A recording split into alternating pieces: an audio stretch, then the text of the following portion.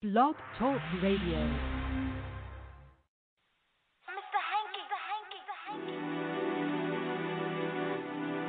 Let's go get that money. Let's go get that money. Let's go get that money. Like Adam and Eve and Bonnie and Clyde, we're a team. Different days, same story. Got to go out and get that money. Got mouths to feed and bills to pay. Got to put that S on my chest today. Superwoman, superwoman. Every superwoman needs her Superman. Superwoman, superwoman. Every superwoman needs her Superman. Hey, I gotta pick up the pace. No more time to waste. Gotta put on my case.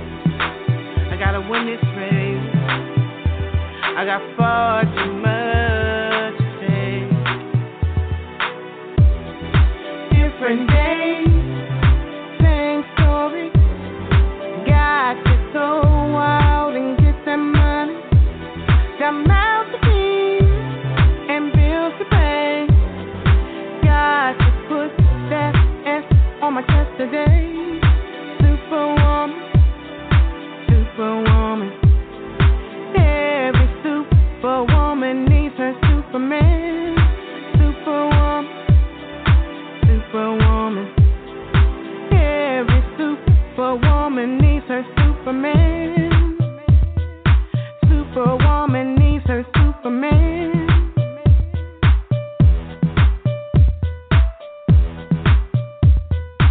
Superwoman needs her Superman.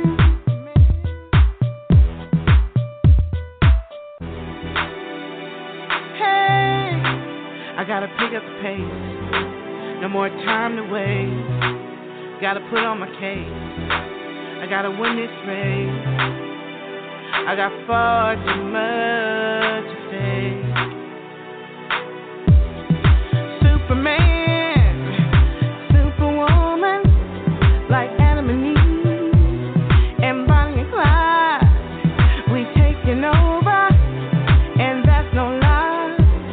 No mountain high with you by my side.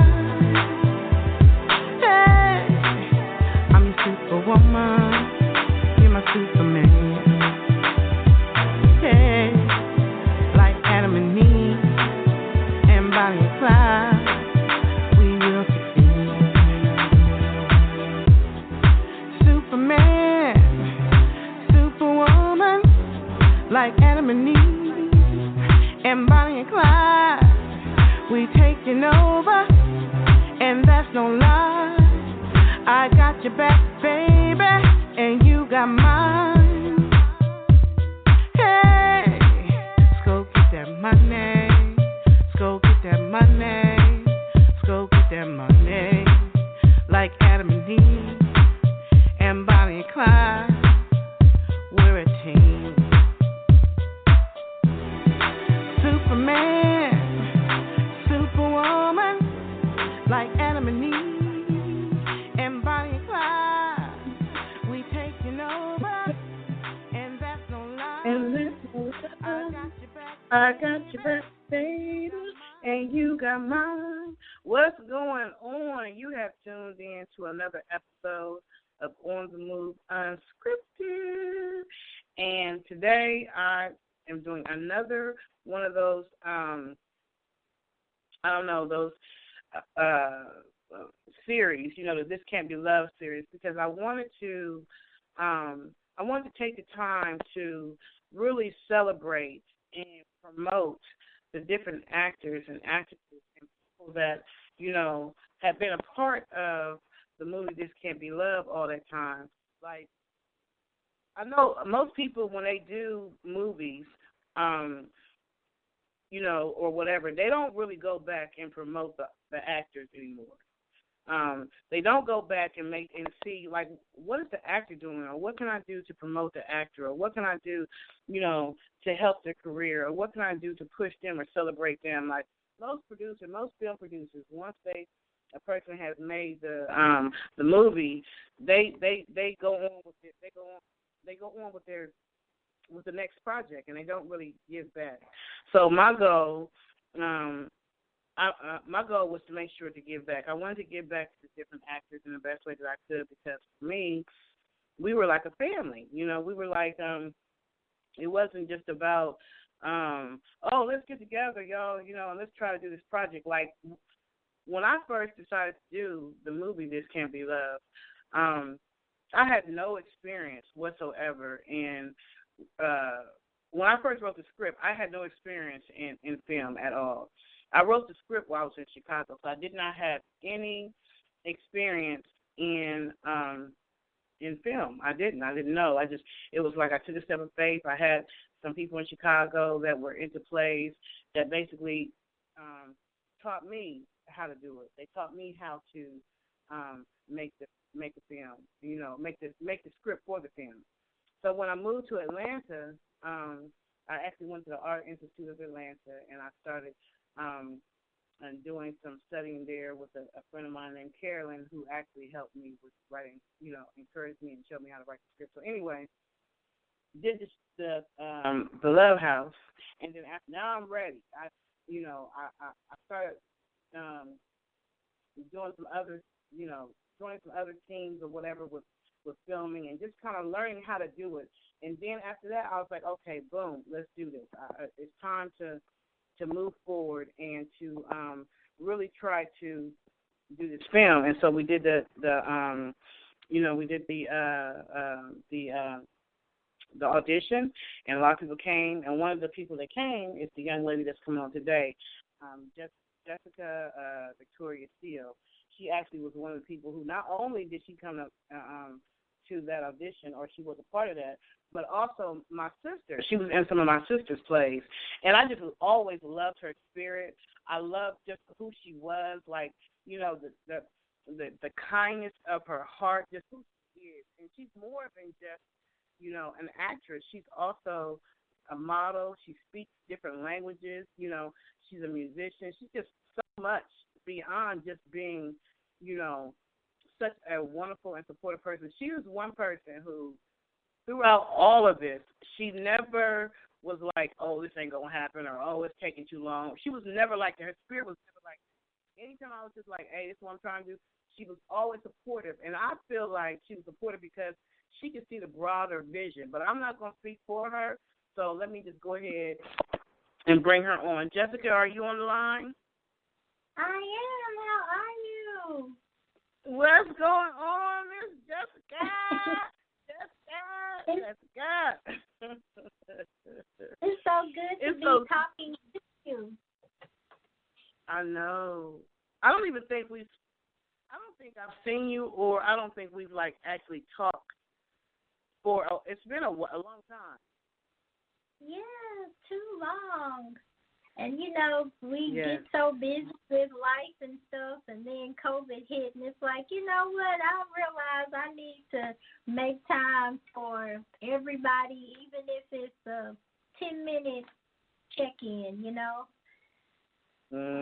Yeah. Never let that much time pass, again.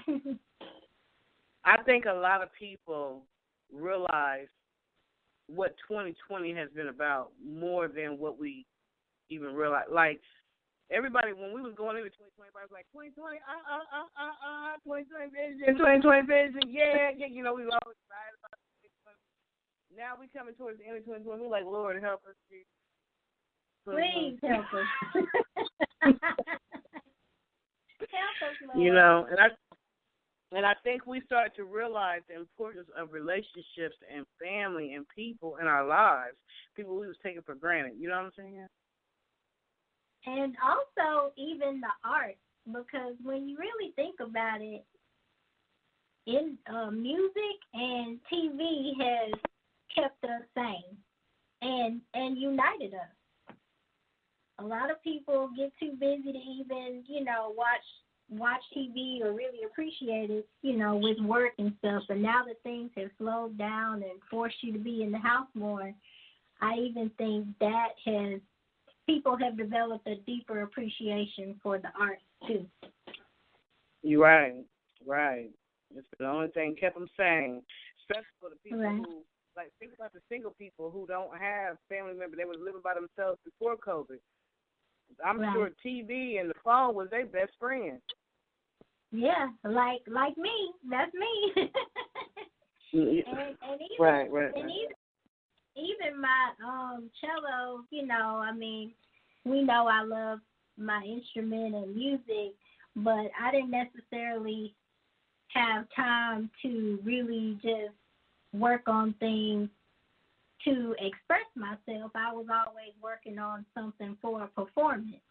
But between COVID and the protests and riots were pretty bad here, especially in my part of town. And were they really?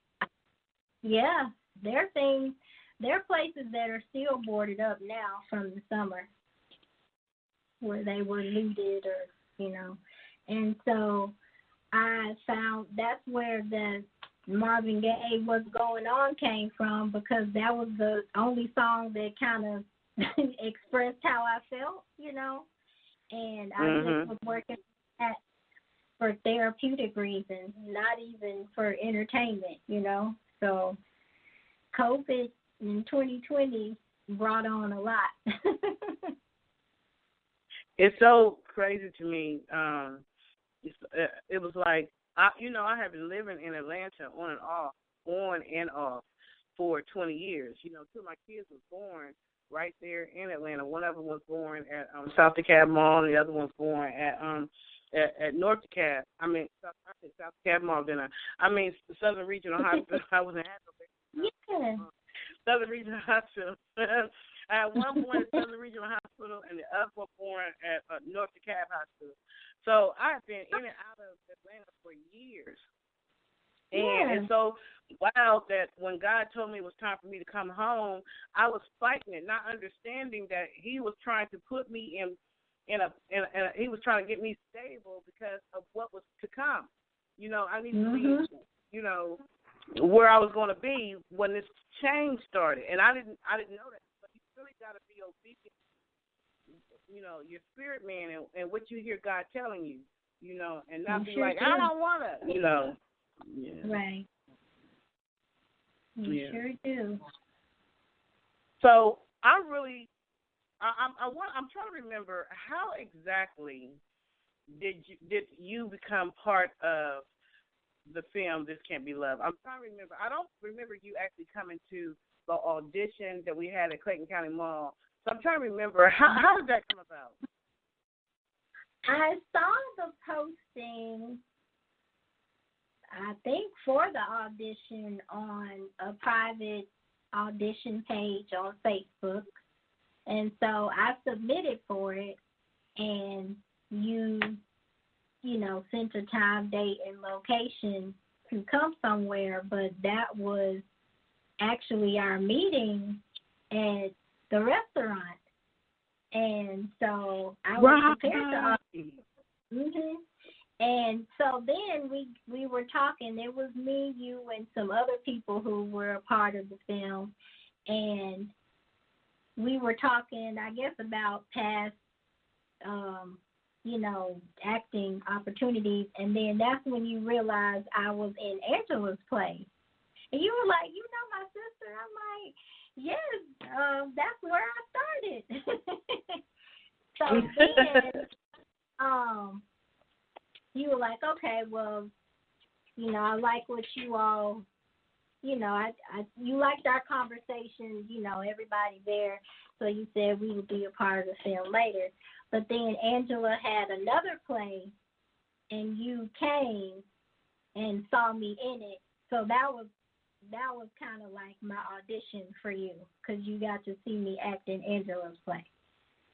Okay, so you did see me act before we filmed, but I didn't know about the the formal audition. Yeah, because you know what it was? I think that I had already completed that, and there were still characters that I still had left to fill. Like, when I actually did that audition at Clayton County Library, like 100 people, literally 100 people showed up. And so I had auditions for all those different people, and I selected the ones that got selected. There were a few that ended up getting changed, and then but most of them I selected. And then at that, now I remember the restaurant, right, with Nina and in there too. I think was there, Nina was there. I think so. Yeah, and so yeah, and I do remember. I think I went more off of your resumes versus actually interviewing anybody at that particular time. And I think I went off of stuff that you already had posted, like your portfolios or something like that. Somehow, however I selected y'all, I had already seen or knew that you had the ability, but I didn't know about you and my sister until that day. I do remember that. Yeah. Yeah. I think that after I saw you play your play, that's when I gave you who you were going to be. Yeah. Yeah. That's simple. Okay. So that's awesome. So tell me, what was your thoughts about, have you seen the movie now that it's been out and released? Have you seen it from beginning to end? Yeah. I thought it was great. 'Cause remember No, you came to the premiere. What am I thinking? You came to the premiere. I forgot. I think that's the last time I saw you. I got to see you in person. Yeah. No, thought it was great, and such a powerful message, but even in the midst of the heaviness and the seriousness, I liked your character. Your character brought some humor and happiness, which I guess Grandma always does. Oh, and me? yeah, and I thought it was developed really well, and my scene and character at the end, it was really sweet to see her. Oh, you were come funny. out. You brought like two. You and Jennifer Nash. Y'all really brought that. Y'all made it funny. I loved y'all character.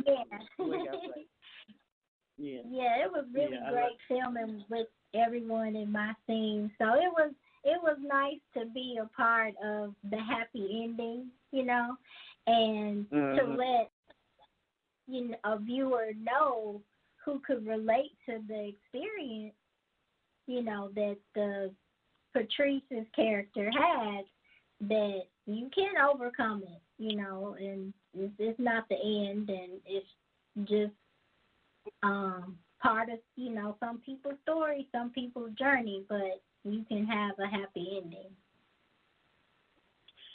So after we had the premiere, which I really wanted to, I really did that, people don't even realize, I really did that premiere more for the actors than anybody. I wanted them to have that experience, because they waited so long. For those who waited all that time for their parts and roles, the people who still was hanging on and waiting and believing, I wanted to have that premiere. I did all that because I wanted y'all to have that kind of experience.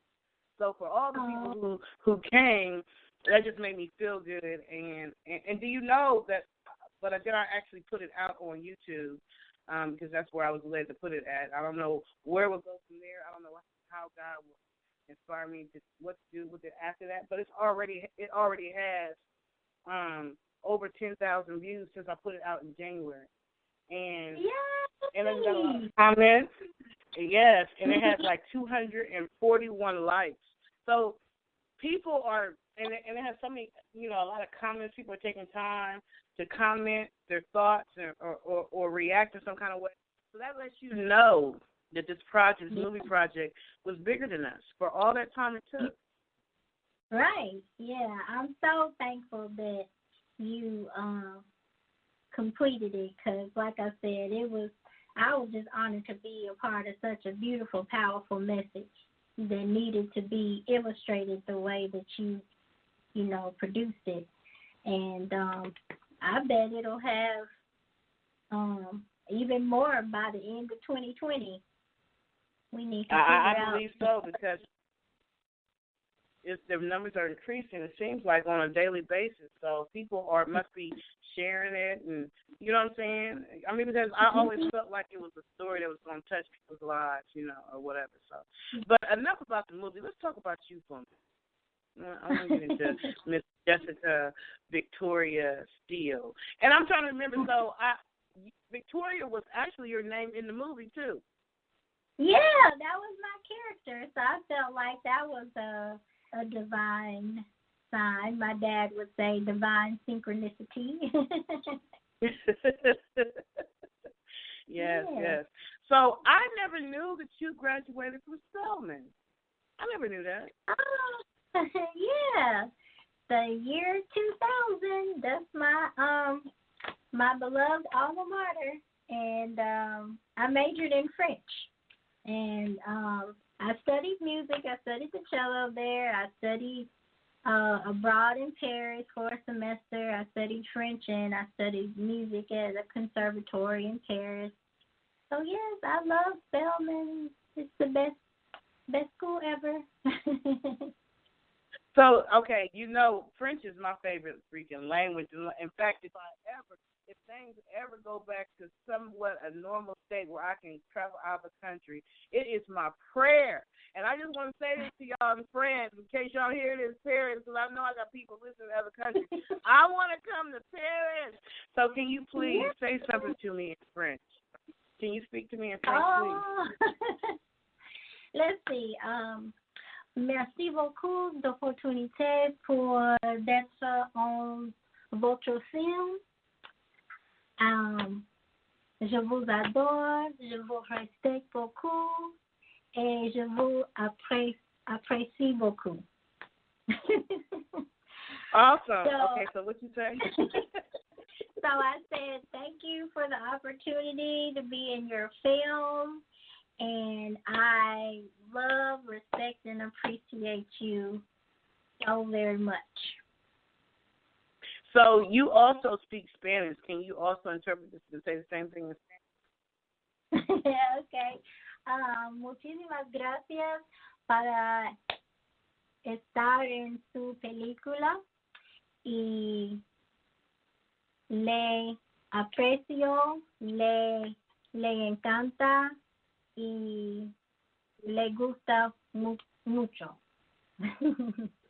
So, yeah, awesome. So, which one do you think is the most difficult to learn, and which do you think is the easiest to translate from the English language? You know, due to the interpretation from English to Spanish, English to Spanish or English to French. Which one is the easiest, and which one is the most difficult? You know. I think French is closer to English. 40% of English actually comes from French. But I think because the United States is really an extension of, the Latin countries, we're exposed to Spanish more, so we hear it more, so it might be easier for an American to pick up Spanish because you have more access to it. But language-wise, I think language-wise, it's a fact that French and English are more similar. But, there's similarities between all of them. French was my second language, and then I learned Spanish. But I was able to pick up the Spanish faster because of my French. Okay. And what made you want to major in that? Like, you don't hear of a lot of people. I people majoring in, in another language. Like, what made you decide, I'm going to go to Spelman, and when I get there, I'm going to major in a few things, but French is going to be one of them. Like, what made you decide that? Well, originally I was a political science major because I was good at writing papers and social studies. But when I got there, the summer before I went to school was the summer the Olympics was in Atlanta. And I remember that. The 96 Olympics. And so a lot of the games took place near Spelman and Ed Morehouse. And, you know, every day I'm going crazy because I'm going to college and they're running by my school. And so that was the first time I noticed that in the Olympics everything was announced in French and English. And I always liked to learn it better and go to Paris, but I never thought to major in it. So I was like, Mom, you know, if I spoke French, I could, like, talk to a lot of people and help a lot of people with things. And she was like, yeah, baby, that's right, you know, just like whatever. And so when we got to school, we had to take foreign language placement tests, and I placed out of the prerequisites. So that's when I realized I was really good at it. So middle of freshman year, I changed my major to French. Decided I wanted to be a French teacher to make learning languages, you know, easier and let people know that they can not be a native speaker and major in this and do great things with it. Awesome and amazing. So take us also to your, I want to make sure I'm pronouncing it right. Cellist? Cellist. How do you pronounce it? Cellist. Mm-hmm. So you began playing at the age of 10? Yeah.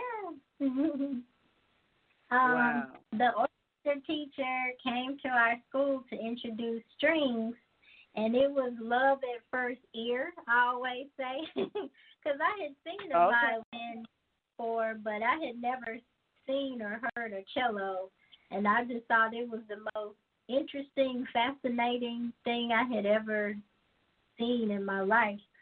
I came home, was like, Mom, can I play the cello? And I think a lot of kids wanted to play it, but I had long fingers, so when we, I guess, were fitted for the instrument, I got selected to play the cello because I had the fingers for it. So I've been playing it. So you're not originally from Atlanta, though, right? Where are you originally from? I'm originally from Memphis, Tennessee. That's right around the corner, though. That ain't nothing but down the way and through the woods. Yeah. Do you get to go back there and play, like, in any of their musical? I don't know. So how do you use that with your sellers? Like, how do you get to perform? Like, do they have like choruses or something? Like, how do you get to play with how do you get to play it? Like, how do you use it? Well, you know, I definitely play at weddings or special events. I play with different orchestras. A very popular orchestra here, Stillwater Sinfonia Orchestra, under the directorship of Dr. David Robinson. He's a Morehouse graduate, and when I was in undergrad, he would come and play in our orchestra as an extra. So since I've been back in Atlanta, I've played as an extra in his orchestra. It's a youth orchestra, but they do major events. I recently performed at an event with Orchestra Noir, which is a professional black orchestra here in Atlanta.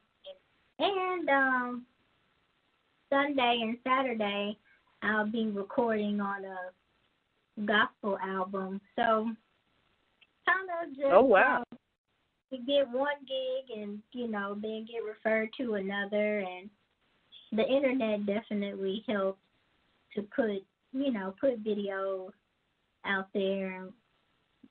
People contact me from just looking at my Instagram and see what I've put out there. So that's kind of how it works. I love that picture of you, actually. It looks like you're in the park, and you're playing it. You're sitting down on a bench. I think that is an absolutely beautiful picture of you and yeah, that's a beautiful picture. I think that's a beautiful picture. So, you're also a model, right? Yeah, I have entered into that realm. Something I always wanted to do. I did a little modeling when I was like in high school with in Memphis, the department store Goldsmiths before Macy's or Rich's bought it out. They had a team board, and we would do fashion shows in the department store. So that was fun. So yeah, I've been doing a little modeling, and it's really fun. I think I like the fashion shows because they combine music, and fashion. And then one day I would love to be in a fashion show in Paris with the French, or do a commercial in French. So, we have to keep our dreams. And you were on television. You were on Why Did I Become a Model with Van Miller. I saw you. Oh, I was all the way in Ohio. Van, I guess y'all, yeah, I'm saying, I'm like, oh, hold up, wait a minute now. That's my actress from This Cant Be Love. Somebody, where my phone at? Let me get this. Yeah. Yeah. She is so awesome and amazing and beautiful, and she just makes such beautiful clothing, and that show was a really great idea. It really was. I actually drove my daughter all the way, because at this point I had come back to Columbus, Ohio, which is my hometown. But I drove my daughter all the way to South Carolina. Yeah, I think it was South Carolina we went to. For that audition to be a part of that. And actually, her episode was one of the episodes that was chosen, like how yours was. Yeah, so that was pretty good for her. Yeah, she's beautiful. So tell her to keep it up. Yeah, she's definitely a tough cookie. Right before we left Atlanta, she was diagnosed with lupus, and so for a young girl, that can be devastating. But my daughter, she got the strong will of her mama and her daddy mixed, so she's a fighter, and she's been doing really good. Yeah. Yeah. And you're a role model as well. Oh. Well. Yeah, you are. I had some. I think I told Angela about it. I had some distractions from the devil that you would call health problems, but you just have to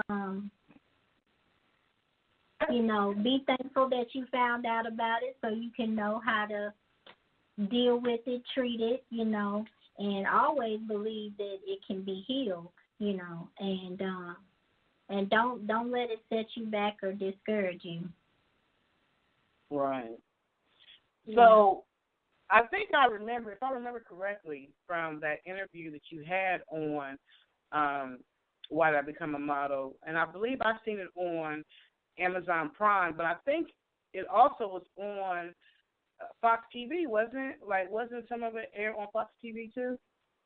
Yes, I think the original show was on Fox, but not my episode, I don't believe. I think she's had like 3 different rounds or groups of models. So I don't think I was on the Fox one, but yeah, it was on Fox TV. Definitely was on. Yeah, definitely on Amazon Prime. Yeah, which both are, that's huge. Huh? That's huge. I was really amazed. Yeah, it was. I was all the way in Ohio watching it. So, if I'm not mistaken, from that interview, you and I think you just said it as well. So you were a teacher too, like you taught. Yes, I teach French and Spanish and English as a second language, and this is my 21st year teaching.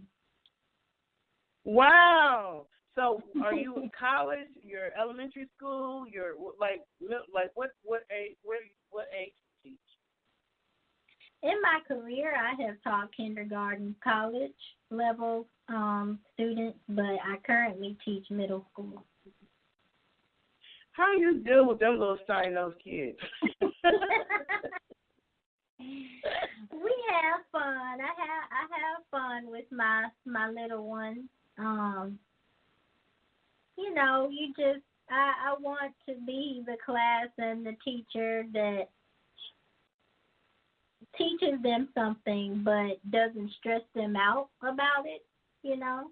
And we can have fun learning, and I can hold you accountable without making you feel bad about yourself and adding more stress to your life too. So, and then because I teach languages, but I play instruments, it's nice to connect with the students that are musicians or, you know, sing, and special performances like Hispanic Heritage Month or Black History Month or International Festival, we'll play together, and so it's all great. It's all good. It's a good experience and good feeling to be a teacher to that, especially that age group.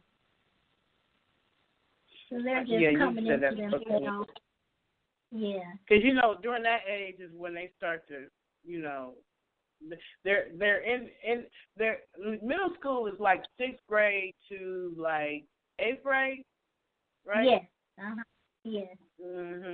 That's when they some of them are still in that baby area, but they started to, you know, hit puberty starting to come. Right. Yeah. They're figuring it out. They're discovering and exploring the world and mainly themselves. So it's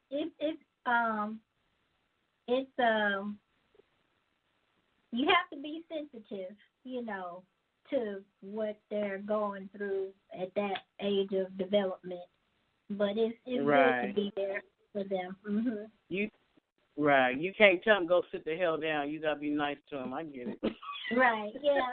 But you know, you might have to be stern, but you can't just like brush them off, because in that moment you don't know what they're having a meltdown about, you know. So yeah. And that is so true. Like, as we go back to this movie, This Cant Be Love, the child is the young girl who's going through what she's going through. You know, she's young. So you're right. Children don't always tell adults what they're going through. You know what I'm saying? Right. Like, for me, when I was going through abuse, I was not telling the adults at school what was going on with me, because in my mind, I had to protect what was going on in my home. You know, you better not tell nobody. Don't be telling people my business. You know, right. I wasn't telling people, even though they could tell that something was going on. You know what I'm saying? So I'm imagining that same thing. Have you ever had that kind of situation where you knew something was going on? Yeah. And you have to be real comforting and pick your battles. Like, if they're not turning in their homework or participating, you know, be sensitive to that. And, you know, sometimes what I'll do, I'll just make a general statement, and often at the beginning of the year, you know, if you're having a bad day, just let me know. Just say, hey, Miss Steele, I need to step out, you know, and have a moment for a minute. You know, that's okay. Just try not to, you know, blow up or whatever. And they really appreciate that. And sometimes they'll say they're having a moment, or they'll say, can I go talk to the counselor? And or sometimes, you know, they'll even tell me, and if it's something, you know, severe or something we need to be on standby about, you know, we're obligated to report it, you know, to the counselor and administration. But sometimes they just need to talk in general and know that somebody cares, and that helps them survive whatever they're dealing with. Have you ever in your 21 years had a case that ended up having to go to the children's services level?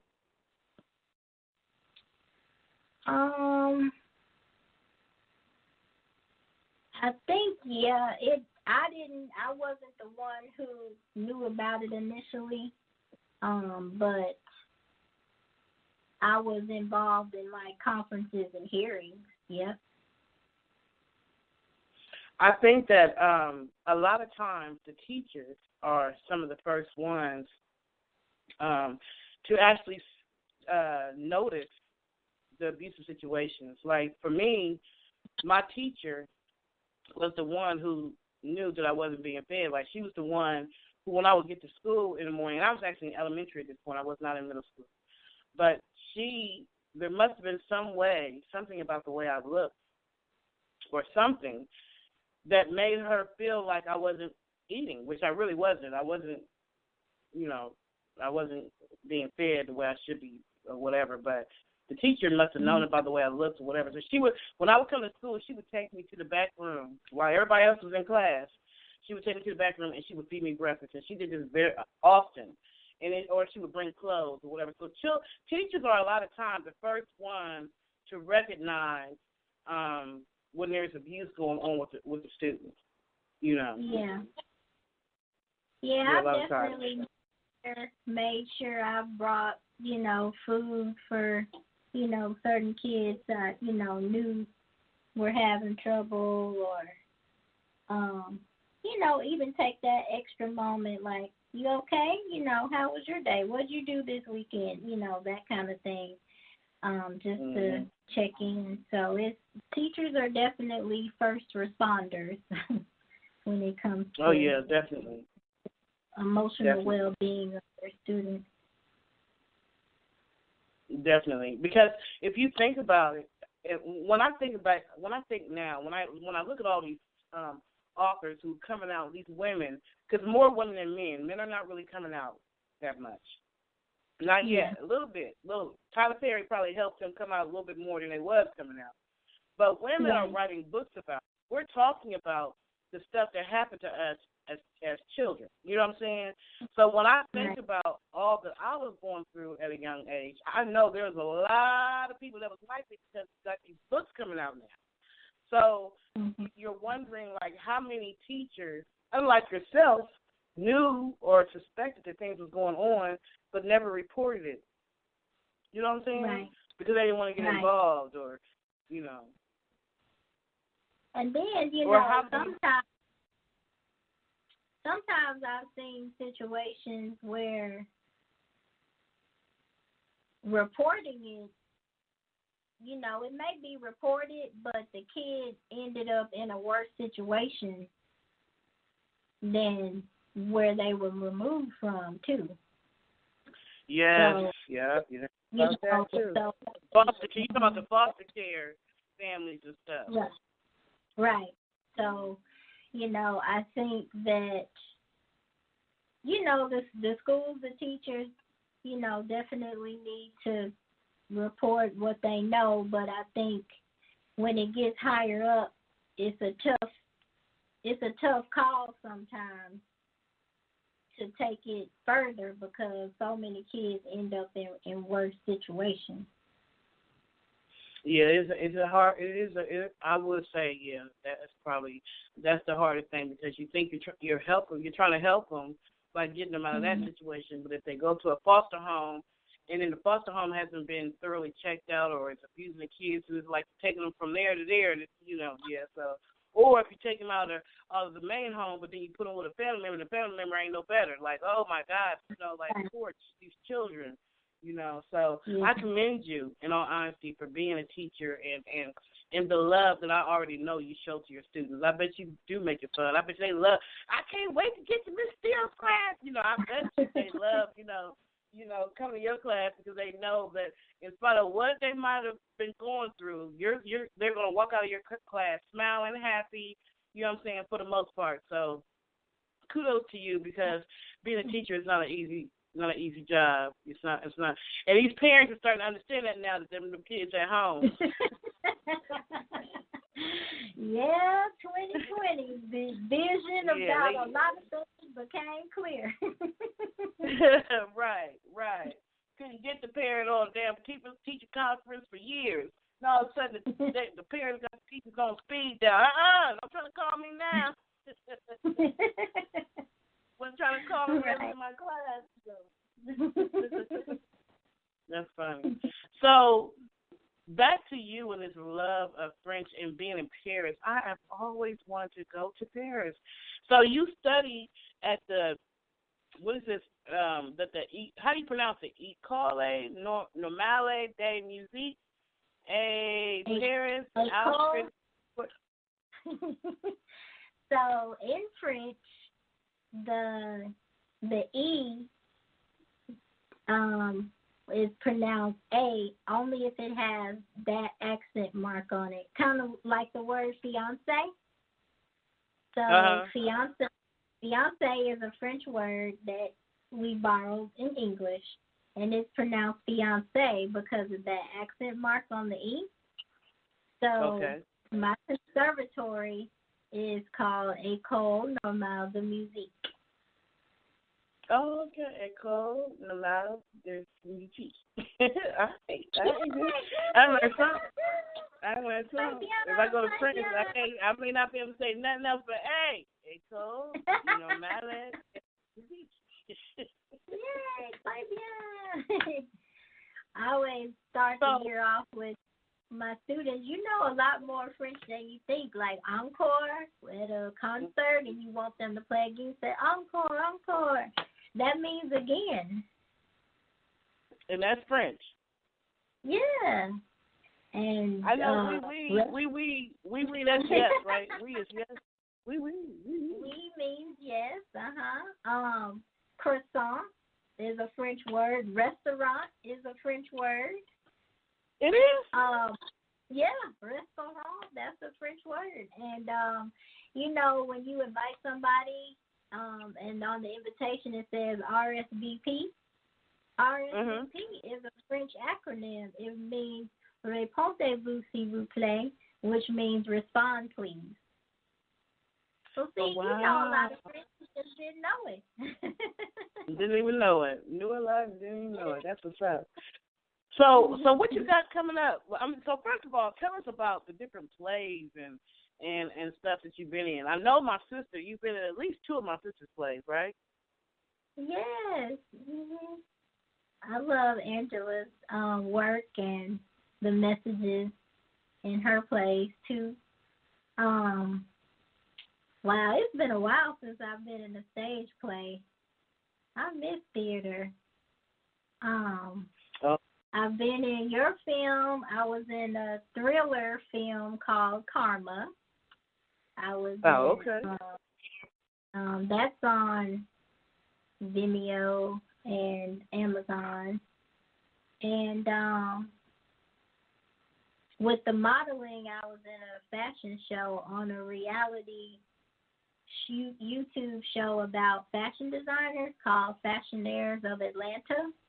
And the fashion show is on and the auditions are on an episode of that show on YouTube. Yeah. So I've done a few things. I am working on a personal endeavor that will combine all of my interests and talents, and hopefully you can be a part of that eventually because I love your song, Superwoman. I'm so glad you like that song. I'm so glad you like that song. I love that song. So it'll be, I think I'm going to call it Music Appreciation with Jessica Victoria Cellist. And it'll be like music theory for non-musicians. So where I'll cover popular songs, you know, like rap songs or, you know, mainstream songs, but like break down some actual musical aspect of it, like it changed from major key to minor key, or, these notes are really challenging, so that shows the true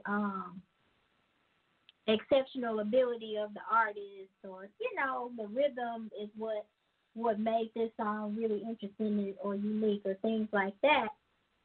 But I'm going to do the episodes in English, French, and Spanish. So wow. Yeah, so that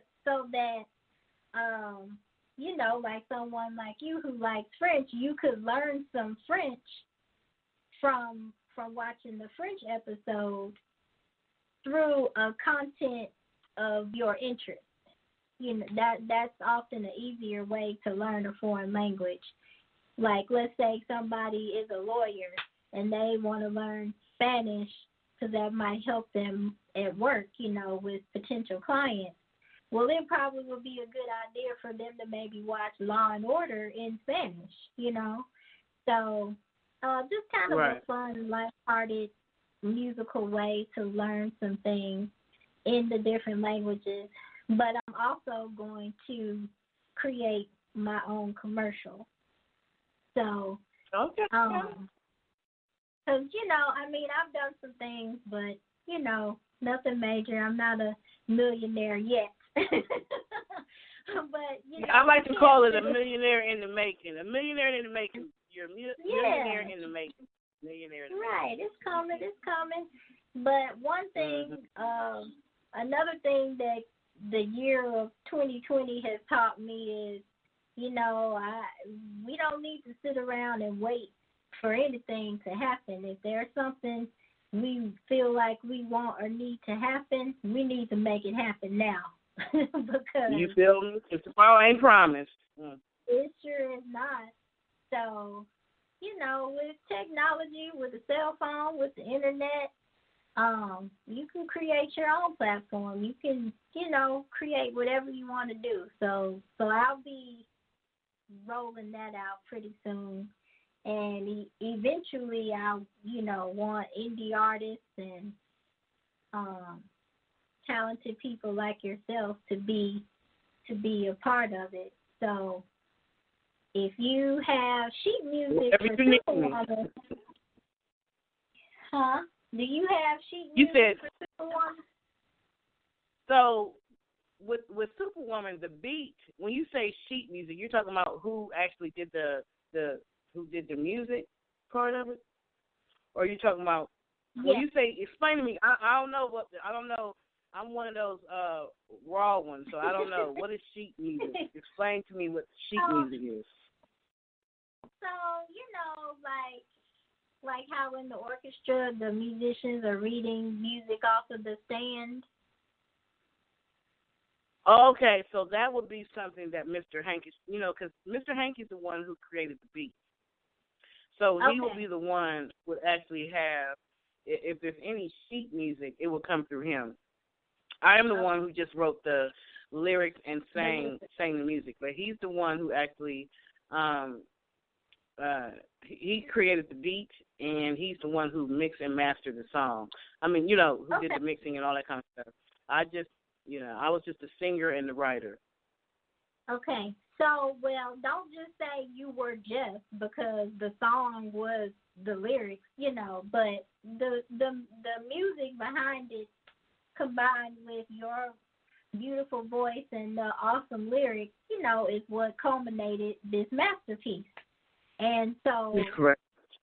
What I would like to highlight is the music behind it that brought the lyrics to life, So I would just need to reach out to Mr. Hankey and Yeah, so I can be working on that, and a lot of musicians play by ear, and definitely audiences hear a song, they don't see the sheet music, but in a formal musical setting, if somebody didn't know your song, and like let's say they're performing your song at the music award show, BET Awards. We're going to speak that into existence right here, right now, today. Amen. Speak it. Speak it. Speak it, Jesus. Right. Speak it. Hallelujah. Speak it, Jesus. Speaking it. Yes. So, let's say there was the musicians, strings, winds, brass, drums, whatever, they don't know your song and they're going to rehearse it in 3 days. They would be called to the rehearsal and get the sheet music. And they know that this symbol, creates this beat, whatever. They practice it a few times and boom, you're performing live with a live band on Saturday Night Live and BET Awards. You know what? I always wanted to do. You can say something. I always wanted to do that. In fact, Mr. Hankey, I remember when I was still living in Atlanta and we were working a lot more closer together during that time when I was, pushing it or whatever. And that was his thing for me. He wanted me to get a band. He wanted me to sing with a band. But it was just like, I think that what I was understanding of what he wanted and what he was thinking probably wasn't the same. But that's what he said. He was just like, you need to find a band. You need to find a band. So for you to even say that, that would be so cool to be able to find a band to actually create that whole beat and be able to sing Superwoman to it. Like, that would be what's up. And, and whatever other kind of music, because, I like to perform. Get me on stage with a band, baby. It's over and done. Because I like being on the stage. I'm like, Beyonce, you know how Beyonce said she becomes Sasha Fierce when she goes on stage? I don't know who I become, but it ain't Patricia. I don't know who the hell that is. I love it. Yep. So we need to make that happen. So I need you to get in contact with Mr. Hankey or put Mr. Hankey in contact with me because you're going to be on an episode featuring Superwoman because that's my song. I listen to that song a lot. Just almost like it's a Superwoman kind of moment. I need this song to get me through. That to me, that song, I played that song was the theme song for the movie This Cant Be Love, and it was a theme song in my life. You know what I'm saying? Because I was really singing about the everyday woman, the woman who got the responsibilities. She got the kids, she got the work, she got to take care of this, that, and the other. She's just an everyday woman. She's trying to go out here and make that money. She's trying to do what she got to do. Because it's hard out here. And if she got a good man, a supportive man who got her back, then that's even the better, But it's about a strong woman, and that character, Patrice's character, she ended up having to be strong. You know what I'm saying? She had to find and discover the Superwoman within to get over everything that she had been through from childhood to adulthood. So. Right. A lot of women have told me, a lot of people, not just women, a lot of people have told me that they love that song. It's almost like a classic without, being a classic because that song is not a new song. I wrote that song in 2015, and I really got a chance to promote it with Coast to Coast in 2016. But like I tell all the artists, if you don't have 1 million, 2 million, 12 million views on your YouTube or on your music, then it's still new. People ain't heard it. So people, when they hear it, they still love it. Yeah, well, it's a classic to me, and it's like the 21st century hip version of Superwoman, from your 80s, the slow jam. Oh, yeah. But Karen, I'm not your Superwoman. Winbush, Karen Winbush, isn't that her name? No, that was Karen Winbush. No, who was it? No. That was one. I'm not your Superwoman. That was Karen. What was her name? She did that. Well, the first time I heard it. Now, maybe Karen Winbush did do something. I don't know. But the first, I'm about to find it. Because I gotta say that name. I gotta say who it was. She married one of the. Not your Superwoman. I'm about to see. Karen White. Yeah, it was Karen White. That was her name. Karen White. Ain't that something? Karen White. Okay. I got the name right. But Karen that was White. that was a powerful song, for then. So I really love yours because it's an upbeat. I love that song. I have so many people have said that my prayer is that at some point it will make it to the masses and people will be able to enjoy it. I know it's a hit song. I've always been telling Mr. Hankey, like, Mr. Hankey, that's a hit song, but I guess it'll reach the light of day when it's supposed to. But for or maybe it'll reach whoever's supposed. I don't know. But I know that everywhere I have gone, I performed that song in Chicago, in New York, Miami, L.A., all over the place. Everywhere I went, literally, they love that song. So that was definitely a hit song for me. It was a hit song. Yeah. And Open Doors is another song that's becoming a hit song that was done by Mr. Hankey. He created that beat as well. And that song is a hit song as well because on Facebook it has almost 200,000 views, and I'm tripping off of that. It's like 180-something thousand views. Yeah. People like that song. Mr. Hankey, he know what he's doing when he mix some songs together. I ain't lying. Yay, Mr. Hankey. Yeah, he's doing his thing, but he made a lot of different hits and stuff. So I definitely will get in touch with him. Keep me, and you are you friends with him on Facebook? I don't know. What's his name? Because he's one that he's gonna answer. He'll answer his messages and stuff. Mr. Hankey's pretty good about responding. He responded to me too when he ain't mad at me. Is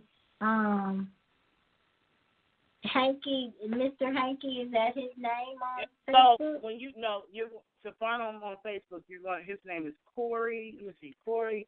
It's Corey, Corey, and then Hankey, and then Denard, Dennard. So it's Corey, and then Hankey, Denard. Denard, okay. Well, I'm Do you gonna see him? Yeah, I sent him a friend request, so tell him I'm not a crazy person.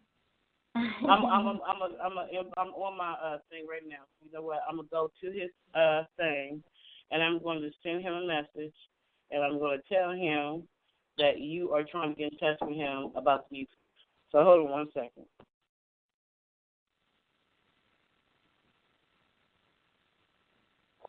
So let me send him a message. Hold on one second. Jessica Steele. This is unscripted, so I don't be caring about no extra stuff. People understand who I am. Jessica is trying to get in touch with you. She said, now tell me what you said. She said she would like the sheet music. The sheet, and he's a musician too, so he's going to know. The sheet music for Superwoman, for your orchestra or something like that? For my show. Or for your show? Or for your show. For her show. She sent you a friend request. That's what I'm just going to say. She sent you a friend request. Okay. There. So, there he goes. So I sent it to him so he knows you're not crazy. Yeah, so that would be cool. That doesn't do nothing but pump him up more anyway because his talent is getting out in a whole bunch of different ways, And I believe that he went to a historically black college and he was in the band, so he's going to understand what you mean by sheet music and all that. Yeah. He went to he studied music education at Southern University, I think. Oh wow, awesome! Yeah, they have an amazing band. Yeah. So I'm curious, when you were at Spelman, did you join a sorority? I did not join in undergrad. I did grad chapter after I graduated, so I didn't play. Okay. Okay. So which sorority are you? Alpha Kappa Alpha Sorority Incorporated. Okay. So Alpha Kappa Alpha, that's not like a Delta or a... No, that's an AKA. AKA. Okay. AKA, yeah. Oh, I got the cute little... What's your color?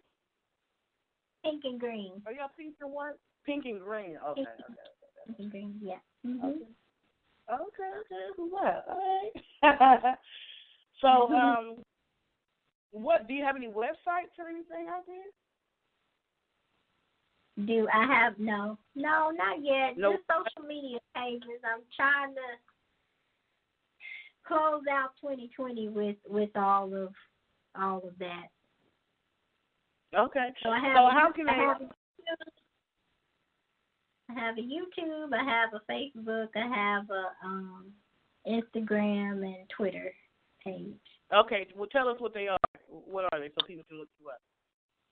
Okay, so Facebook is actress Jessica Victoria Cellist, and Instagram is model act Jessica Victoria Cellist, and Twitter is JV model act cello. And YouTube is actress Jessica Victoria Cellist.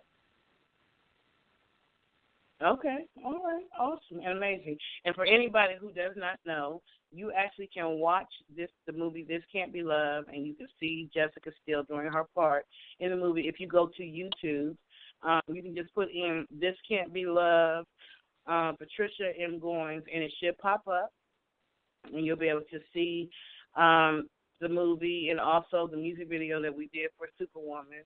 And then, and what did you say your YouTube page is? Model actress Jessica Victoria Cellist. Model, I'm looking it up now. Model actress Jessica Victoria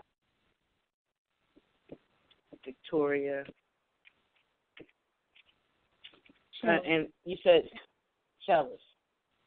Mhm. Let me see if I can find this. So I said, yeah, okay, there you go. So let me go ahead and add you to my. Let me go ahead and subscribe. Yes, ma'am. So I can go ahead and keep up with Miss Jessica Steele, actress, model, musician up in the house. Yes.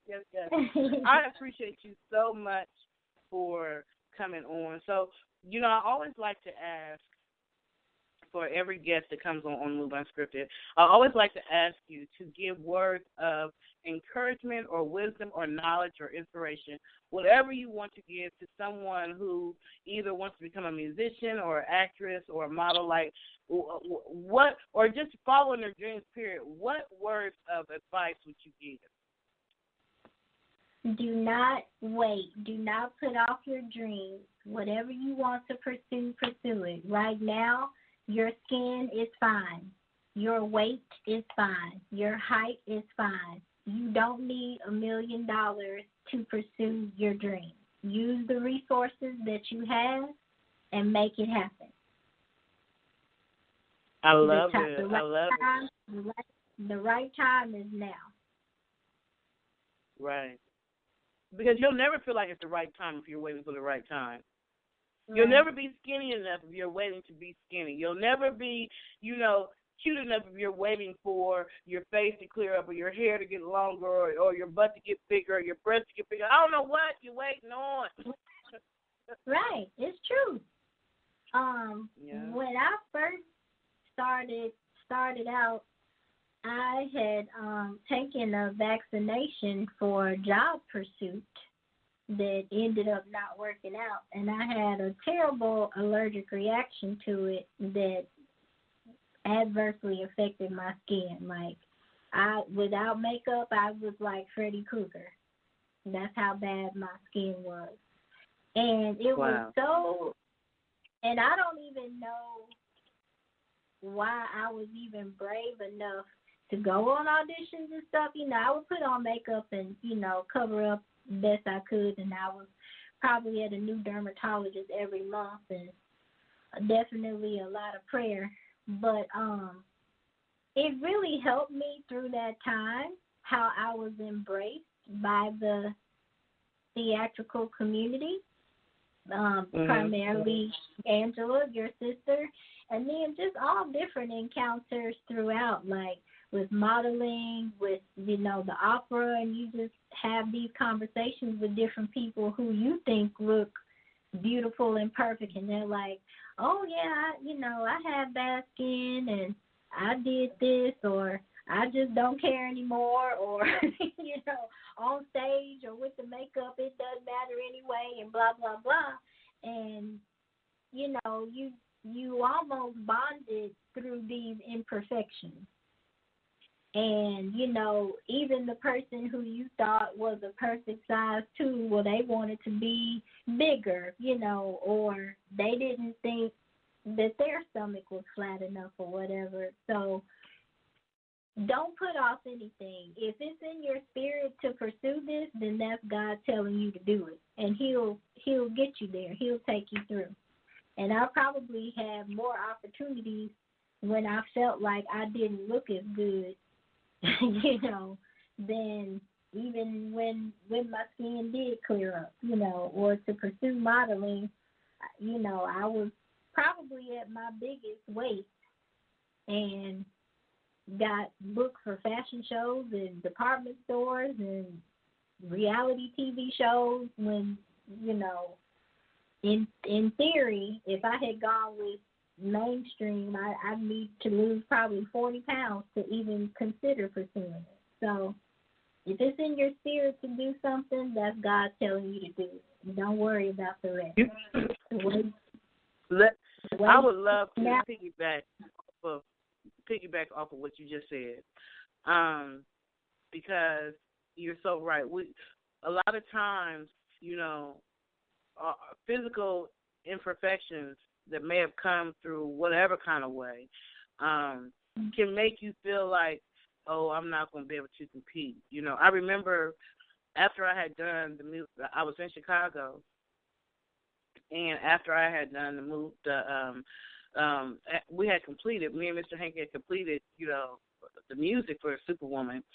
And during that time, I was having dental issues, and I ended up having to go to the dentist and had to have a large number of teeth removed. And I was devastated, because I was always known for, a beautiful smile or whatever throughout my childhood or whatever. So during the time when it was time to start performing that song, I was really hesitant. I was really how am I going to go up here and perform and I'm missing, these teeth or whatever. And God just put in my spirit, beauty is what is within.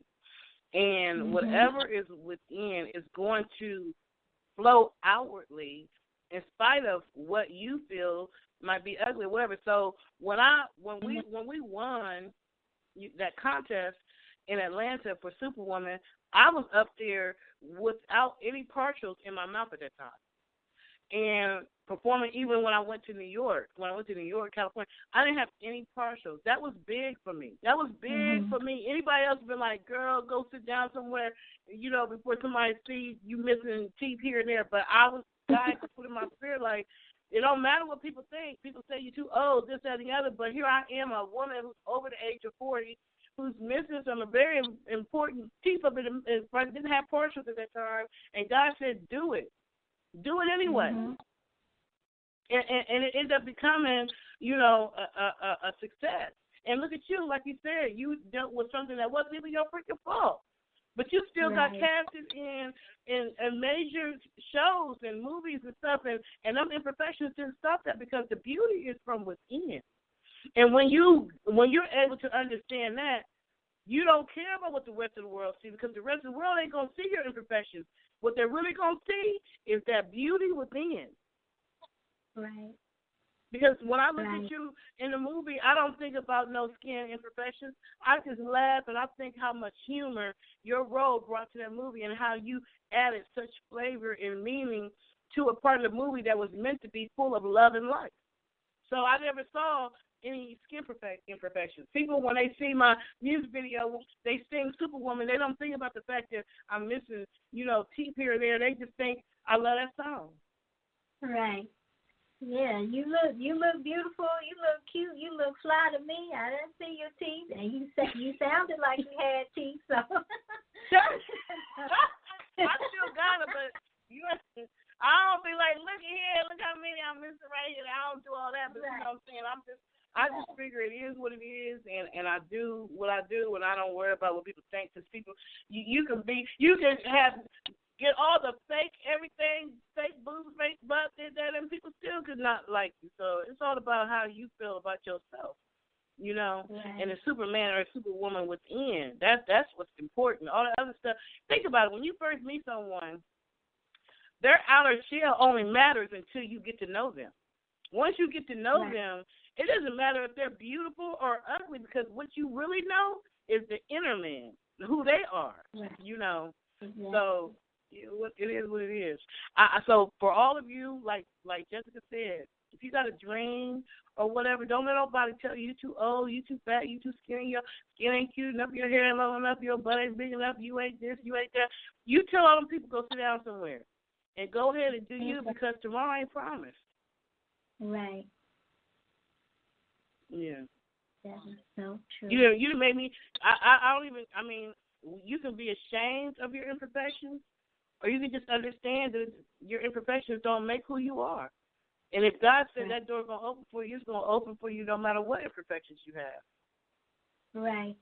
And just, you know, that you talking also made me go back and think about our beloved Chadwick Boseman. Like, every day that you are able to get up, even if you're sick, do it. If you can physically get up and go and do what you want to do. Because nobody on God's green earth had any idea that man would have been dealing with cancer. No, right. Black Panther. Like, are you kidding me? But you know what? I really hope that him filming the movie added some time to him on Earth and helped him feel better instead of just sitting at home saying, oh, I'm sick, you know, and I can't do anything anymore. I hope that him pursuing all of the projects that he did until the end, while he was physically able, even though he was still dealing with that, at least brought him some joy and some comfort. And it, you know, it probably will. All of my artistic opportunities have been therapeutic for me. Same here. The music was therapeutic for me. Completing that movie was so difficult, so emotionally draining. Not even to talk about financially draining, you know, but emotionally and spiritually, it was just like it was a battle. It was nothing but, you know, Courtney Butcher and my family, my sister, everybody who would just keep encouraging me. Some of the actors and stuff that would encourage me, keep going, don't quit, don't give up. You can make it, you can do it. Because there were a lot of times, Jessica, where I was just like, I can't do this no more. I'm tired, you know. But I thank God that I kept going. I thank God for actors like you and for the producers and people who kept believing and encouraging me in spite of. So you definitely don't allow anything to make you feel like you can't follow your dreams, because if nothing else, if you don't get anything else out of this movie, This Cant Be Love, that we did, understand that it was complete faith. It was done. It was. I believe that God said I can do it, and I'm going to keep doing it until it's done. It was straight faith and not nothing else. I appreciate you so much for coming on. I appreciate you for being just who you are. Your spirit is so beautiful, you know, and you're such a beautiful person inside and out. And you just made me feel more comfortable about even stating something that's personal to me. You know what I'm saying? You made me feel like it's okay, because that might help somebody else. There might be somebody else who got the next gift that is needed to cure something or keep somebody from committing suicide or something. There's something they have, and people have been telling them, speaking negative to them, telling them they can't do it because of this reason or that reason. So I'm hoping that what you just said and what I just said just encourage somebody to go ahead and do that because the world is waiting on you. They're waiting on you to do what it is that God told you to do. And you got to stop letting what you think are limitations to keep you from doing it, from completing the assignment. Because if God has given you an assignment and you do not complete it, he's not going to force you because you got free will. What he will do is he will give that assignment to someone else because if he said it's going to be done, it's going to be done with or without you. Right. That's right. And like I said earlier, you know, even in the form of health issues, at this point I recognize that those are distractions. And I'm not letting any distractions keep me from my assignment. That's right. That's right. And that's all it is. It's a distraction. It's a distraction. A lot of things will happen to make you want to give up. But that's just the enemy. That's the enemy. And you got to jump over those giants. You got to get past them giants, no matter what that giant is. Health, money, relationships, whatever it is. Get over your giant. Yeah. I just love your energy. So thank you. I appreciate you once again. Everybody, make sure you go to Jessica's page, definitely her YouTube, and check out all her stuff. Is model, actress, Jessica Victoria Sellis Steele. Yeah, all that. And you'll be able to actually see her play. I see you got nice little videos on here too. What's going on? Juicy Fruit Remix. Oh snap! I'm about to say that. I'm gonna listen to that.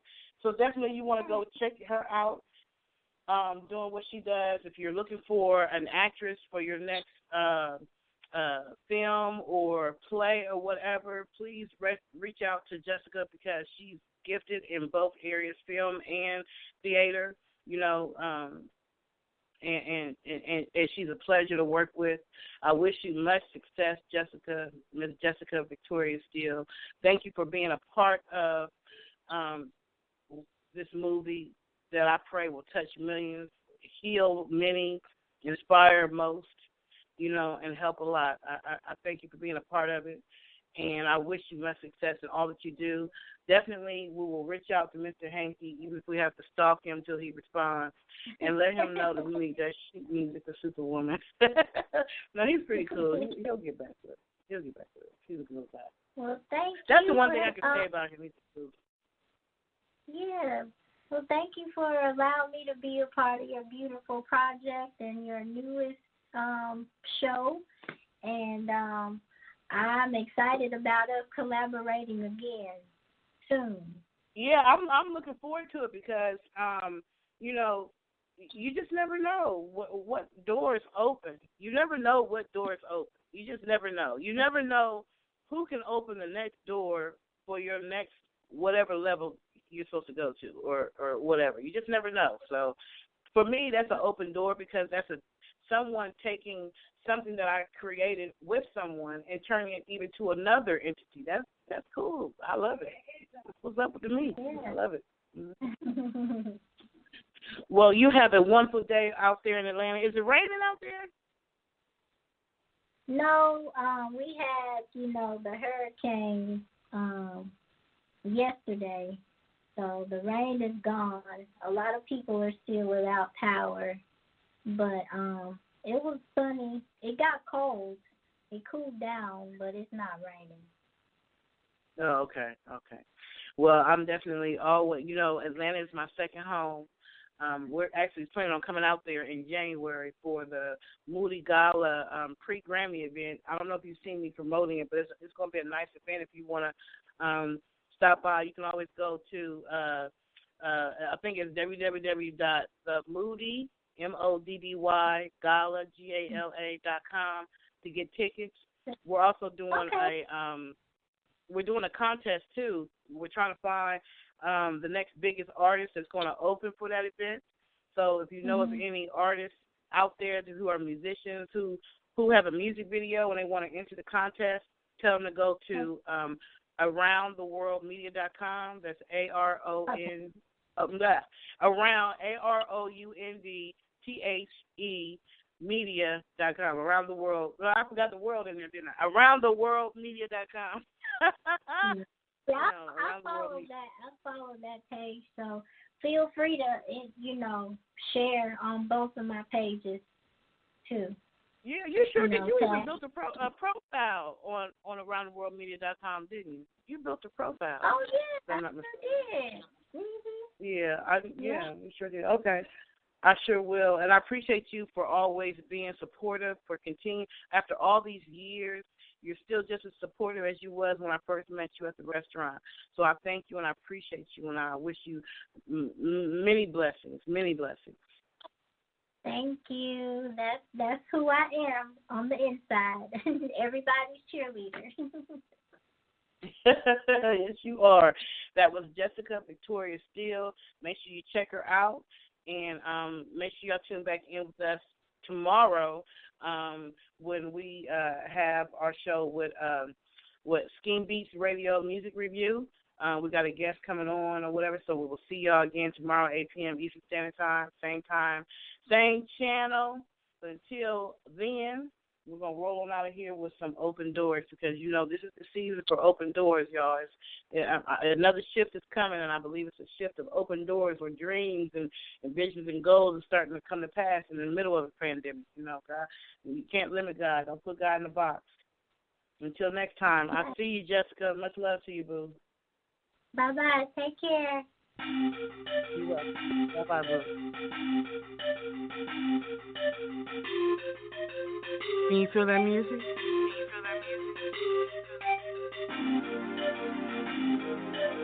Can you feel that beat? Can you feel it?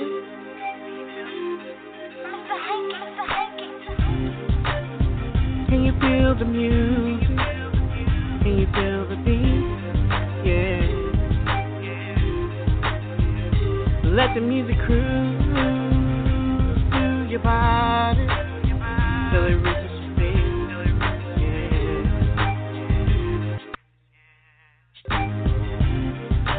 When I was a young girl, my mother told me, she said you gotta have faith, baby.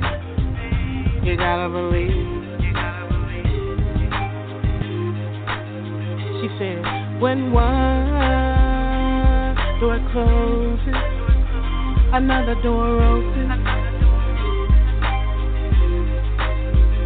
You gotta have faith, baby. You gotta believe. She told me, she said, there's nothing too hard for you. If you believe, you gotta have faith, baby. You gotta believe. Oh, can you feel that music? That Hankey beat? Let the music cruise through your body till it reaches your feet. Yeah. When one door closes, another door opens. You gotta have faith, baby. You gotta believe. Listen, y'all. They used to tell me, they said, Patricia, you won't succeed.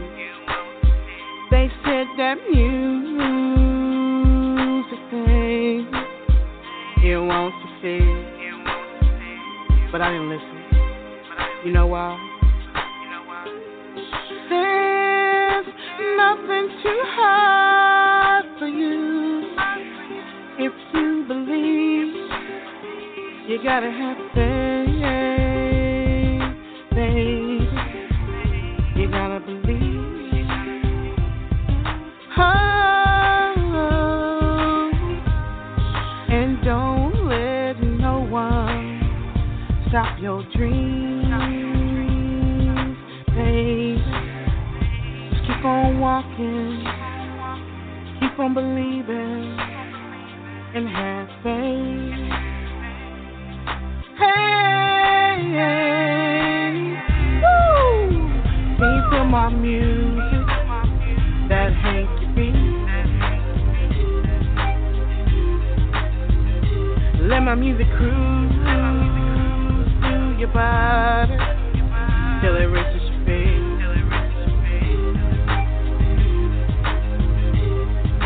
God, come in with a message that's just for you. He said, have faith in your dreams, and they'll come true.